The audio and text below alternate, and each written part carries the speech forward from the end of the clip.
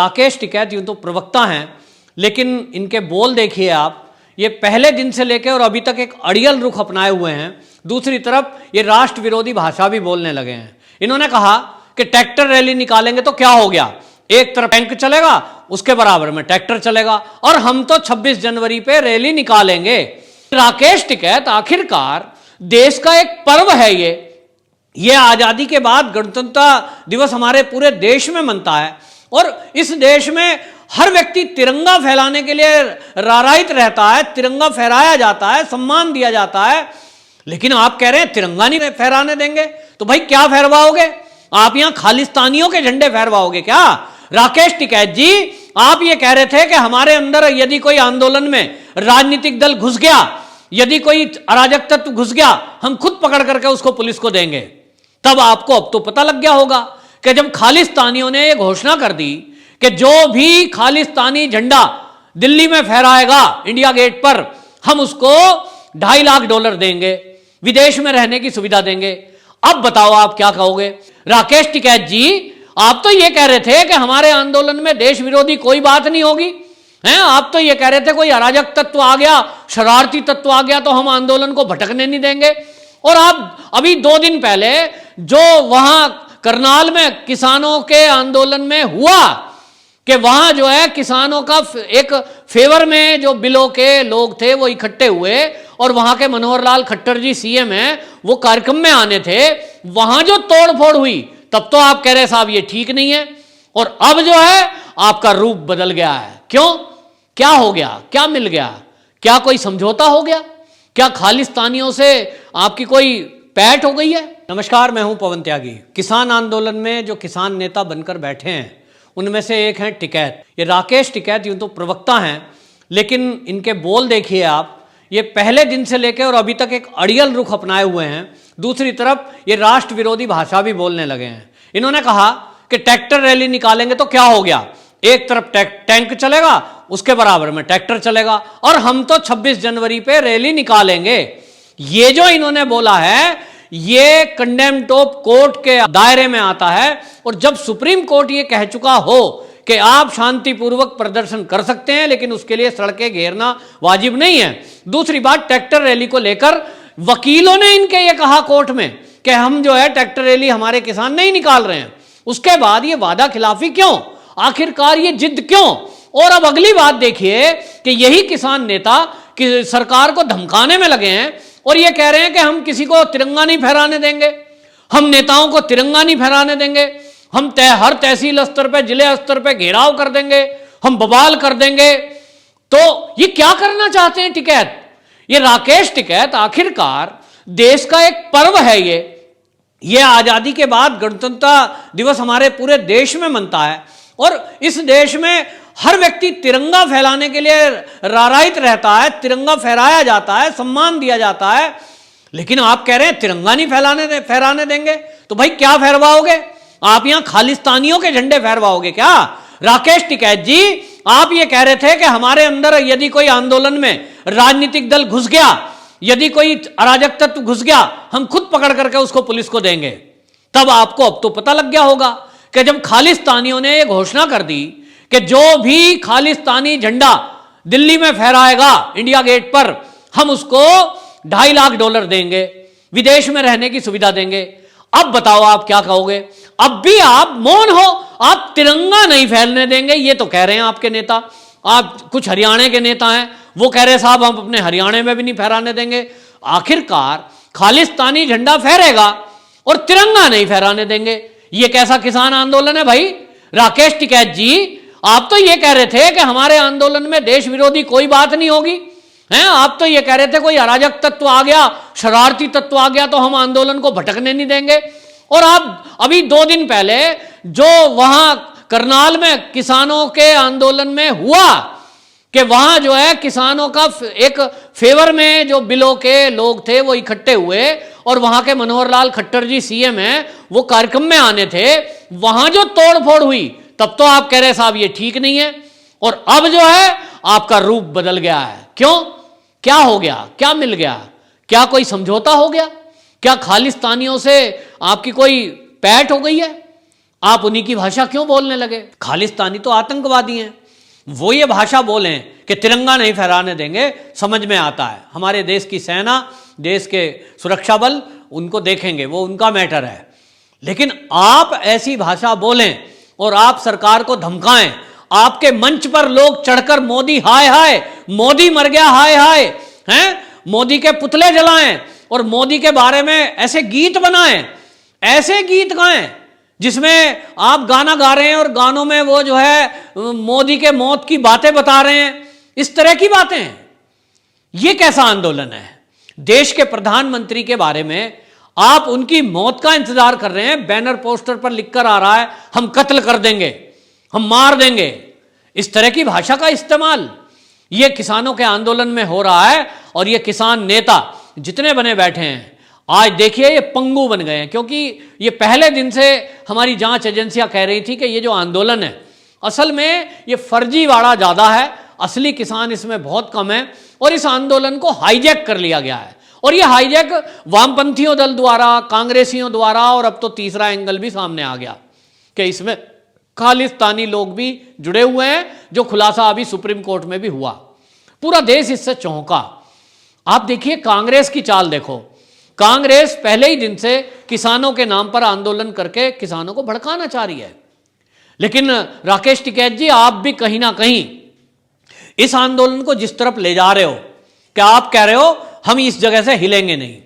Supreme court ने कहा है कि आप कोई सुरक्षित जगह जाइए, कोरोना का टाइम चल रहा है। गाजीपुर बॉर्डर पर हमने देखा है किस तरह से सब एक ट्रैक्टर ट्रॉली में बैठे रहेंगे, 10-10 लोग एक ही टेंट में सोते रहेंगे, एक दूसरे से चिपक के बैठे रहेंगे। तो सुप्रीम कोर्ट की गाइडलाइन तो आप मानेंगे नहीं। सुप्रीम कोर्ट ने कहा है दूसरी जगह चले जाओ, सड़कों को खाली कर दो, ट्रैक्टर रैली नहीं निकालो और अराजकता मत फैलाओ।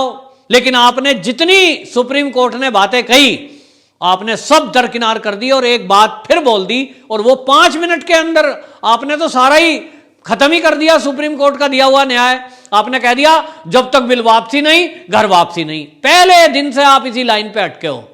तो भाई बिल वापसी तो होते नहीं, ये सरकार ने भी जाहिर किया है, कभी इतिहास में नहीं हुए बिल वापसी। जो सरकार दोनों सदनों से बिल पास करके राष्ट्रपति जी के साइन करा चुकी हो, वो बिल वापसी होते नहीं है। आपसे जब बात करते हैं तो आप बात करते नहीं है। अब जब कमेटी बनाने की बात हुई तो अब आप बोल रहे हो कमेटी के सामने हम जाते नहीं। तो कमेटी के सामने आप जाओगे नहीं, सरकार से बात करोगे नहीं, बिलों पर चर्चा करोगे नहीं। दूसरा कोई कह रहा है कि बिल अच्छे हैं, आप उनकी बात सुनोगे नहीं।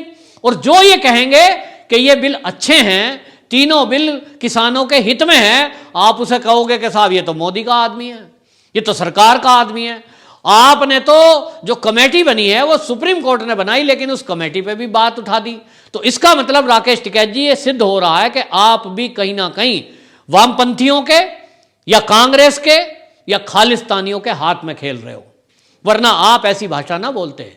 उत्तर प्रदेश में मुट्ठी भर किसान आपके साथ हैं, ठीक है ना। आप इलेक्शन में खड़े हुए थे, कितनी वोट मिली, और आज की डेट में भी जो आपके साथ हैं किसान आंदोलन, वो आप झूठ बोल बोल के लाए हो, बरगला के कि ये किसान बिल आपकी जमीन ले लेंगे, इससे तो एमएसपी की गारंटी नहीं है और लालाओं का फायदा हो जाएगा।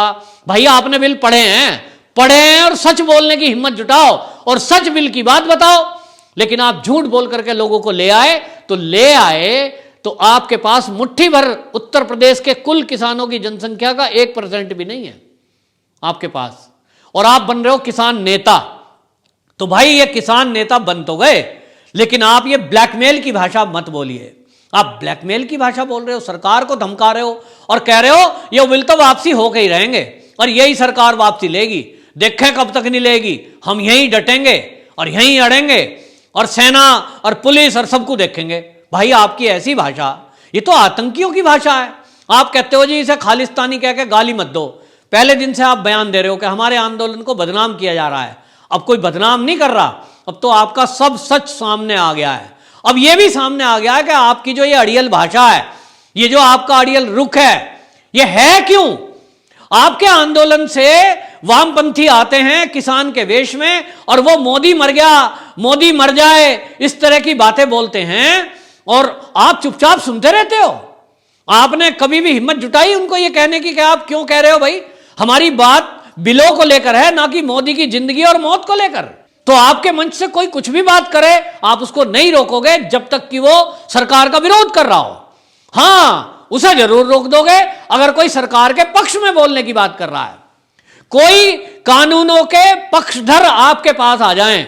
हमने देखा है कि आपकी टीवी डिबेट में और पत्रकारों के बीच में यदि कोई ऐसा व्यक्ति आ गया, तब तो आप जरूर उसको रोक देते हो कि नहीं, चुप रहे भाई, तू मोदी का आदमी है। वो मोदी का आदमी हो गया, सुप्रीम कोर्ट भी मोदी का हो गया, और आप कहते हो कमेटी भी मोदी की हो गई। तो भाई आपका कौन है? आपके पीछे वो भीड़ थोड़ी सी जो आई हुई है। आप माफ करना, सुबह से शाम तक काम कुछ है नहीं, फ्री का खाना, फ्री का पीना, सब कुछ मिल रहा है। कई टाइम आप चाय पीजिए, लजीज खाना खाइए, काम कुछ करना नहीं, नेता के नेता बन रहे हो, मीडिया का कवरेज मिल रहा है। इससे बढ़िया मौका कहां आएगा? ऐसा दिखाई दे रहा है, आप ऐसा दिखाने की कोशिश कर रहे हो कि उत्तर प्रदेश का एक ही व्यक्ति है, राकेश टिकैत, जो सारे किसानों का प्रतिनिधित्व करता है। भाई आप नहीं करते, माफ करना। मैं भी मेरठ जिले में मेरा गांव है, मेरे गांव में आपको कोई पूछता नहीं है। केवल आप एक बिरादरी का प्रतिनिधित्व तो करते हो, लेकिन बाकी नहीं। आप सबकी ठेकेदारी ना लो, लेकिन आप सबका ठेकेदार बनने की कोशिश कर रहे हो कि शायद कहीं ना कहीं सरकार से किसी से कोई बात बन जाए। तो सरकार से तो बनी नहीं, ये तो पक्का है। अगर सरकार से बन जाती तो आप पहले ही दिन इस बात को छोड़ देते, लेकिन शायद खालिस्तानियों से आपकी कोई बात बन गई है, क्योंकि उस आंदोलन के लिए उनके पास बहुत पैसा है, विदेश के लोग जुड़े हुए हैं। जब एक झंडा फहराने के नाम पर वो $2.5 लाख की घोषणा कर सकते हैं, विदेशों में घर रुकवा सकते हैं, मसाज मशीन लाखों रुपए की ला सकते हैं, रोटी बनाने की ऑटोमेटिक मशीन ला सकते हैं लाखों रुपए की, बड़े बड़े टेंट ला सकते हैं, विदेशी गद्दे ला सकते हैं डल्लप के, पिज्जा बनाने की मशीन आ सकती है, ड्राई फ्रूट्स हजारों लोगों को बांट सकते हैं बोरी भर भर के। तो भाई उन पे तो बहुत पैसा है। शायद उन्होंने कोई आपसे बात कर ली है, कोई सेटिंग हो गई है, और इसीलिए अब जो आप कर रहे हो वो किसान की बात नहीं कर रहे।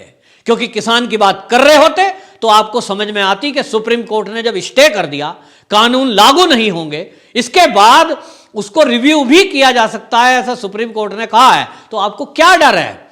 आपको मैं बताऊं डर क्या है। आपको अगर कमेटी के सामने जाना पड़ेगा तो कमेटी आपसे पूछेगी कि भैया इस बिल में कमी बताओ क्या है। आप कह रहे हो साहब ये तो मोदी जी ने कमेटी में वो आदमी डाल दिए जिन्होंने इस बिल को बनाने में भूमिका निभाई है। ठीक बात है भाई, मैं तो नहीं रह सकता उसमें, क्योंकि मैं बिलों का जानकार नहीं हूं, कानून का मुझे नहीं पता बहुत ज्यादा। कृषि क्या नुकसान की बात है, क्या फायदे की बात है, तो उसमें एक्सपर्ट ही डाले जाएंगे और एक्सपर्ट ही बात करेंगे। आप किसी भी जिसे जानकारी नहीं है उसे तो आप वैसे ही बहका लोगे कि साहब इसमें तो बिल में लिखा है किसानों की जमीन ले ली जाएगी, किसानों की जमीन हड़प ली जाएगी। अब ये झूठ है, लेकिन आप किसी को भी बहका सकते हो, एक्सपर्ट को नहीं बहका सकते। एक्सपर्ट आपसे पॉइंट टू पॉइंट बात करेंगे, और यही आपका डर है। आपको डर है क्योंकि आप किसान तीनों बिलों के बारे में कुछ जानते नहीं, और जानते होते अगर ऐसा कर रहे हो तो ये आप देश को गुमराह कर रहे हो, आप किसानों को गुमराह कर रहे हो। तो आपको बता रहा हूं कि किसान बिल के बारे में आप जानते नहीं हो, और अब अगर कमेटी के सामने जाओगे तो कमेटी एक एक पॉइंट पे आपको किसान के लाभ बताएगी, और आपको भी बताना पड़ेगा कि इन बिलों में किसान का नुकसान कैसे है, जो आपको पता ही नहीं है, क्योंकि इन बिलों में किसान का नुकसान है ही नहीं। जब किसान का नुकसान ही नहीं है तो आप बताओगे क्या? और इसलिए आपको इस कमेटी के सामने जाने से डर है, क्योंकि आपको रिजल्ट पहले से पता है कि यह कमेटी सुप्रीम कोर्ट में जिस दिन रिपोर्ट सौंपेगी, यह सौंपेगी कि हमने देश के कई किसानों से बात करी, हमने कई किसान संगठन के नेताओं से बात करी, और किसान ये कह रहे हैं कि ये जो 3 बिल मोदी सरकार लाई है ये किसानों के भविष्य के लिए हितकर हैं, और इसलिए ये बिल लागू रहने चाहिए। ये रिपोर्ट सबमिट होगी सुप्रीम कोर्ट में। ये बात आप भी जानते हो, आपके वकील तो बहुत अच्छे से जानते हैं, और ये जानते वामपंथी भी हैं सारे, और जानती कांग्रेस भी है।